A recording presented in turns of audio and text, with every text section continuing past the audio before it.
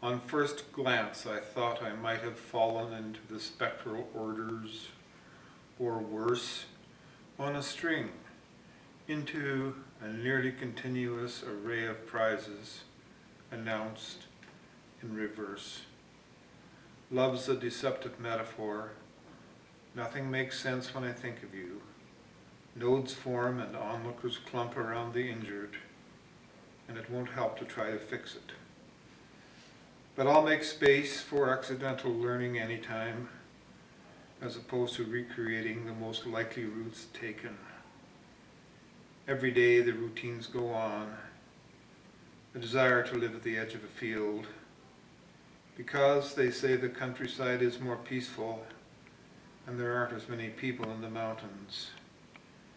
When I came to my senses, I wandered out to the distant, uncontaminated regions of the north, where numbers are avoided, the poor are not smoothed out in the background, and the monotonic pathologies of images are not significant. Irony is 50-50, but it's never a fair shake, and when it's happening, there's more than an outside chance the compatible is at the mercy of an oversimplified subject. The danger of contempt is disappointment, because misfortune's a bitter squib, and the misciguronic carries blood. But the problem with irony is in how we read, and in doing so is in the gap between the thing said and scorn.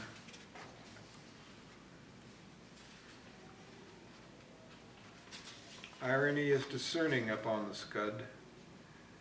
Its neural roots are easily affected, and a Damtachaks, the brush knows anything that isn't hateful, is heading out for pleasure. The non-linear displays of mint, living on the banks of moving water, are waiting for updates. Narcissus forms lyrics made of underground colonies, ramets of ancestral lines. Poetry increases complexity at intervals when affinities indulge, and the gears I am aware of convert potential.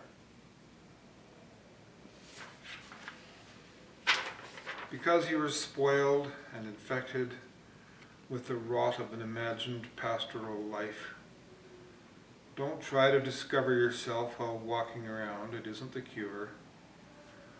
Wash the mud off your boots in your truck. Don't try to bullshit me with your inverted snobbery. It's just a form of bourgeois escapism, as poetry can be. When I was first disowned, I knew the expansionist poetry of the urban reader made the world a blander and less surprising place. In fact, if you go far enough, you will discover there are no people in paradise. Nature is a serial killer. In the old sunken paths in the headwaters, there is no more poetry to be had. And the effect of scorn is not discursive or accountable, because irony can only salvage a little possibility from misogyny. So here's to the illegitimate and ambiguous once again. But as to the why-for of what it is to work for the intended, it seems to zero in on a wish is not desire, but what it is to mean design. When the dream ends and inducement matters, spring is not at the root of the sorry story of what it's like to trade an urge for the reason why.